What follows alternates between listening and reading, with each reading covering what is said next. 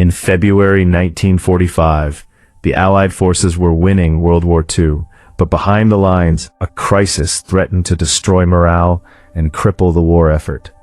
In warehouses across Europe, millions of letters sat undelivered, some for over 2 years.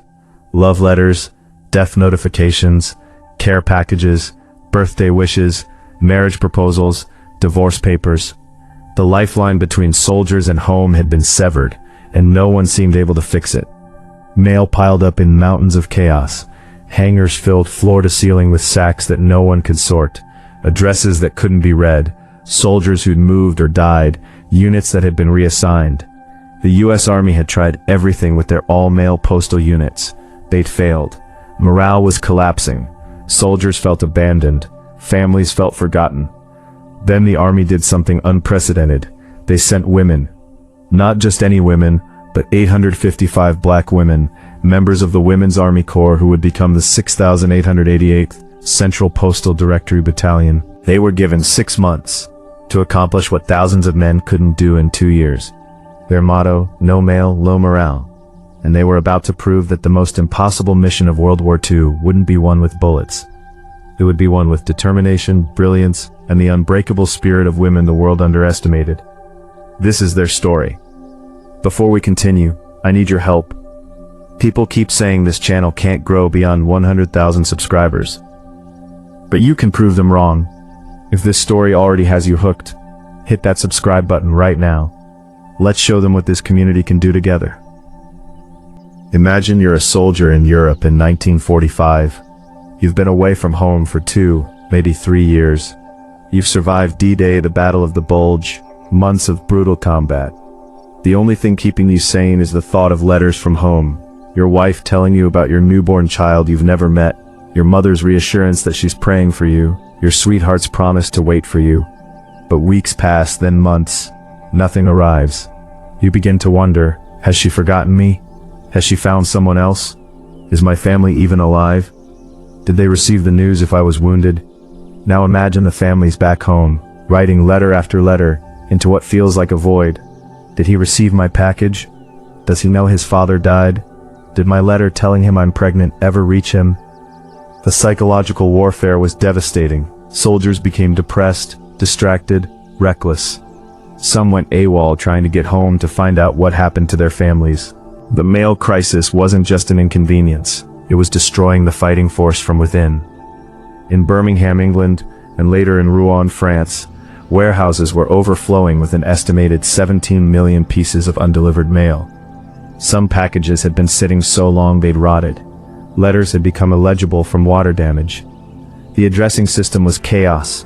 Multiple soldiers with the same name, units that had been decimated or moved, APO numbers that no longer existed. The all-male postal units were overwhelmed, demoralized, and failing. The Army needed a miracle. What they got was the 6888. In February 1945, 855 black women from the Women's Army Corps shipped out from New York Harbor.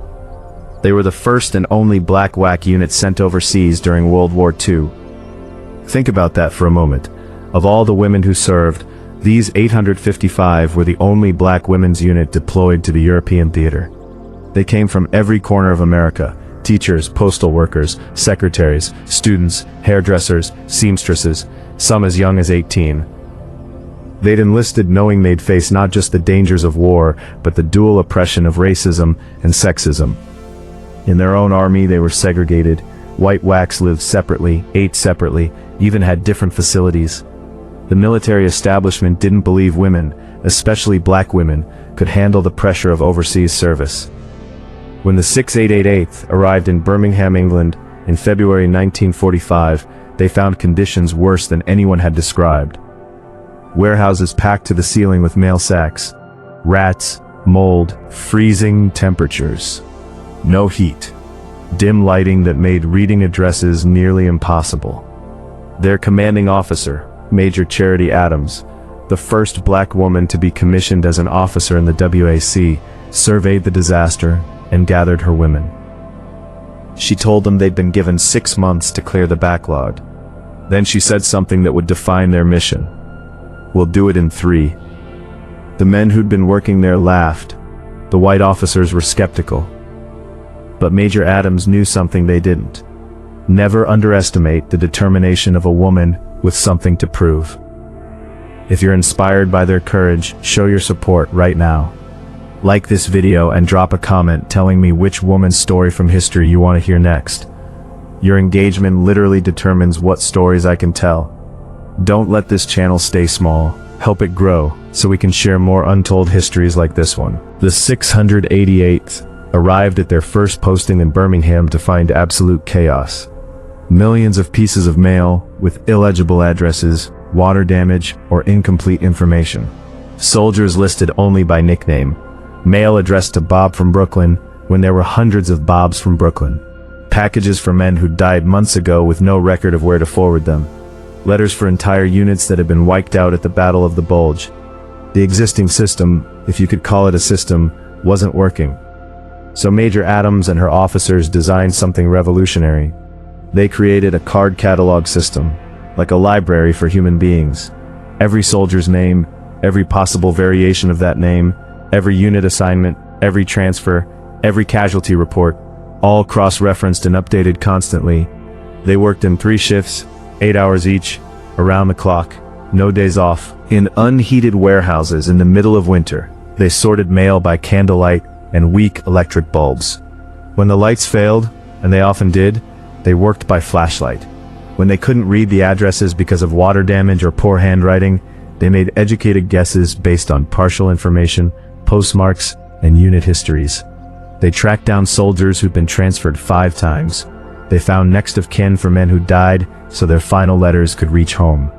They reunited soldiers with letters from wives they didn't know they had, from children they'd never met. And they did all this while facing racism from their own army, harassment from white soldiers and officers who resented their presence, and the constant skepticism that they could never accomplish what the men had failed to do. But here's the thing, they weren't just sorting mail, they were restoring hope. Every letter delivered was a life saved from despair. Every package reunited with its soldier was a connection restored between the front lines and home. The 688 understood that they were fighting a different kind of war, a war against loneliness, fear, and despair, and they were winning. The 688 worked with precision and speed that stunned everyone. In Birmingham, they processed an average of 65,000 pieces of mail per shift. That's 195,000 pieces per day. Think about that scale. Almost 200,000 individual pieces of mail sorted, categorized, and redirected every single day. They didn't just meet their 3-month deadline, they beat it. What the Army had estimated would take 6 months, and what previous units had failed to accomplish in 2 years, the 6,888th completed in 3 months. Every single piece of backlogged mail in Birmingham cleared, but they weren't done. In May 1945, as the war in Europe ended, they were sent to Rouen, France, where another mountain of mail awaited, and then Paris. At each location the same impossible task. At each location the same determination. When they discovered that many soldiers had common names, they added middle initials, service numbers, and unit designations to their card catalog. When mail came for casualties, they created a system to forward it to next of kin with notes of condolence. When packages had rotted, they salvaged what they could and documented what was lost. They dealt with heartbreak daily, reading death notifications that would destroy families, discovering divorce papers that would shatter soldiers, finding out that men would never read the letters declaring love or announcing births.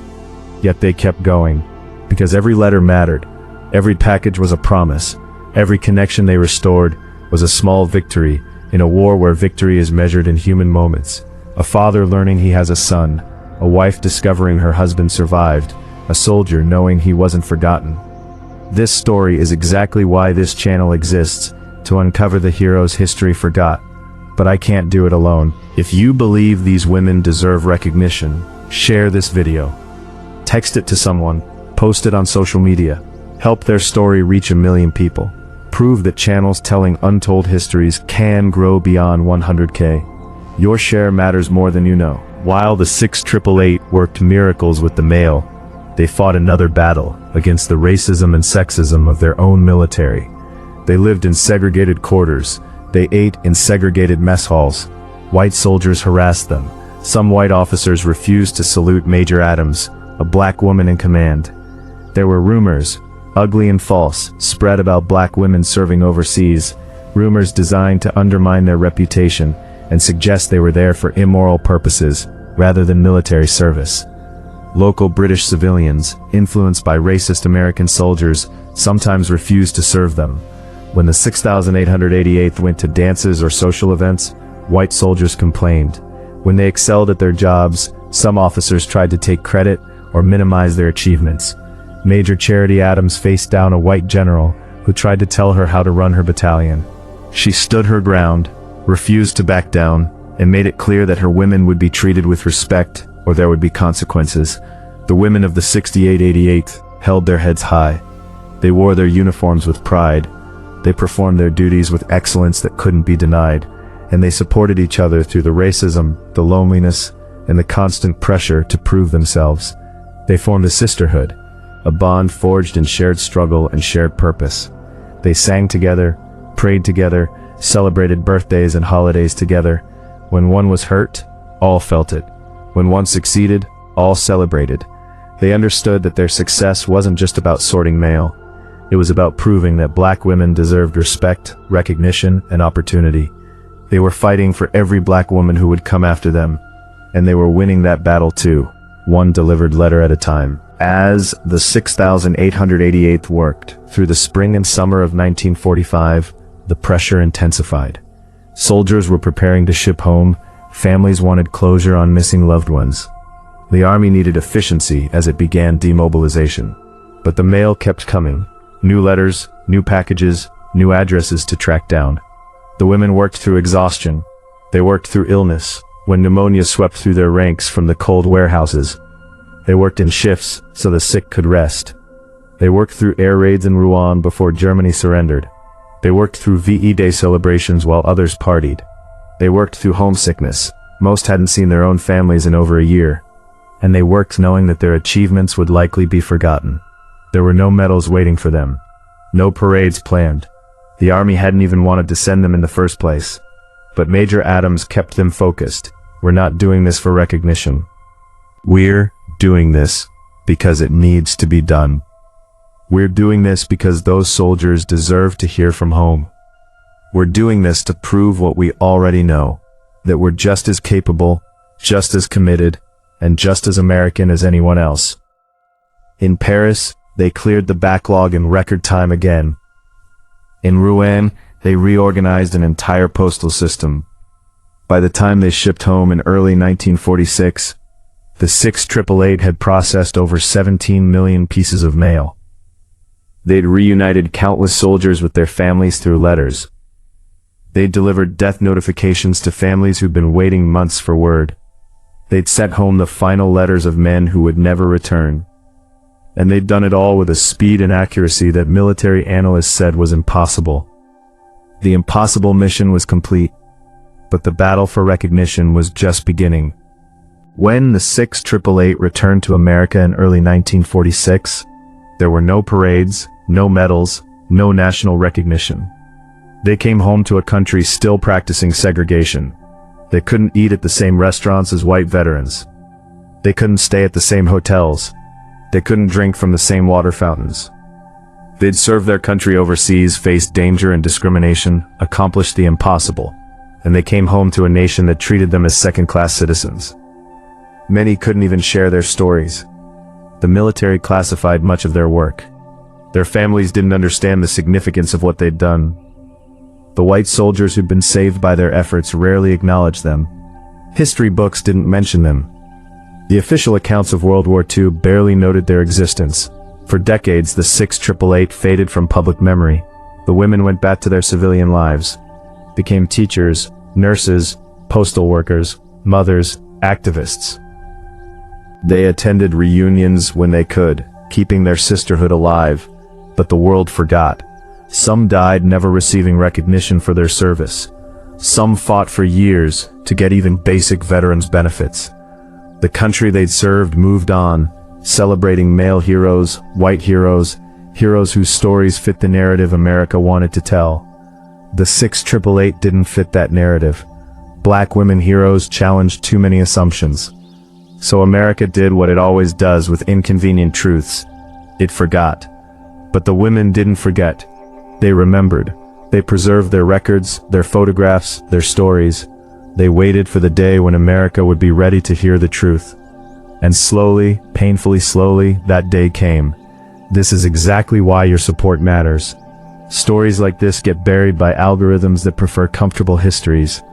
But when you engage, when you watch, like, comment, subscribe, and share, you force these stories into the light. We're building a community dedicated to uncovering truth. Don't let anyone say we can't grow beyond 100K subscribers. Hit that notification bell right now, so you never miss an untold story. It took over 60 years, but recognition finally began to come. In 2009, a monument was dedicated at Fort Leavenworth, Kansas. In 2019, the 6888 received a congressional resolution honoring their service. In 2022, they were awarded the Congressional Gold Medal, the highest civilian honor Congress can bestow. President Biden said what should have been said in 1946. These women served with dignity, honor, and determination. They did what no one else could do. They deserve our recognition, our gratitude, and our memory. Of the 855 women who served, only a handful were still alive to receive the honor. They stood or sat in wheelchairs, now in their 90s, wearing their uniforms once more, tears streaming down their faces, as a nation finally said thank you. Major Charity Adams had died in 2002, never receiving the national recognition she deserved. Countless others had passed away waiting for acknowledgement that came too late. But the survivors carried the memory of all their sisters. They accepted the medal on behalf of every woman who'd sorted mail in freezing warehouses, who'd worked through exhaustion and illness, who'd faced racism and sexism, and still accomplished the impossible. In 2024, Netflix released a film about the 6888, introducing their story to millions who'd never heard it. Books began to be written. Schools started teaching their history. Museums added exhibits. The women who'd been erased from history were finally being written back in. But here's the truth. Recognition shouldn't take 75 years. Heroes shouldn't die waiting to be acknowledged. The 6888 deserved parades in 1946. They deserved medals and monuments and textbooks celebrating their achievement. They deserve to come home to a grateful nation, not a segregated one.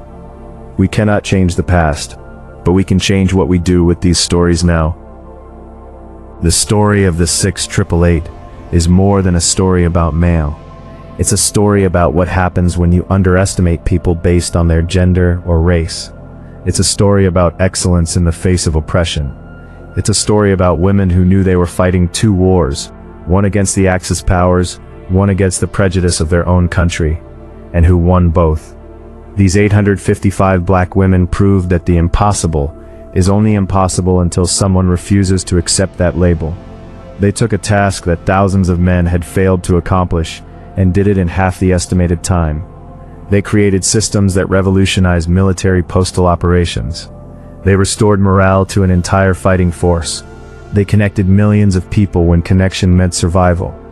And they did it all while facing discrimination that would have broken lesser spirits. Major Charity Adams, who passed away in 2002, once said, "We had a job to do, and we did it. We didn't do it for glory. We did it because it needed to be done." That humility, that commitment to service over recognition, defines the 6888. But we, those of us living now, have a responsibility to tell their story. Not just because they deserve recognition, though they do. Not just because their achievement was extraordinary, though it was, but because their story teaches essential truths. That excellence has no color, that capability has no gender, that the people the world underestimates are often the ones who change it, that impossible is just another word for hasn't been done yet. The 6888 changed the course of World War II. They restored hope to millions. They proved that black women could accomplish anything given the chance. And they did it with dignity, determination, and grace. Tonight, as you drift to sleep, remember their names. Remember their motto. No mail, low morale. Remember that 855 black women accomplished what the U.S. Army said couldn't be done. Remember that recognition delayed is justice denied, but recognition finally given still matters. And remember that there are countless other stories like this one. Stories of people who changed history, but were written out of it. Stories of heroes whose names we don't know. Stories that are waiting to be told. This is your moment. People said this channel couldn't break through. They said untold histories don't get views. They said we couldn't build a community around truth-telling. Prove them wrong. Subscribe right now. Share this video with 5 people tonight. Leave a comment saying 6888 so the algorithm knows this story matters. Help me reach not just 100K subscribers, but 1 million. Together we can make sure no hero is ever forgotten again. Together, we can ensure that the 6888 and every story like theirs reaches everyone who needs to hear it. Don't let this story end here. Hit subscribe. Share it everywhere. Let's honor these women by making sure the whole world knows their names. Thank you for watching. Thank you for caring. And thank you for being part of a community that refuses to let heroes be forgotten. Rest well tonight, knowing that the 6888 delivered every letter, fulfilled every promise, and changed history forever. Their mission is complete. Ours to remember and share their story is just beginning. Good night, and may we all have the courage of the 6888.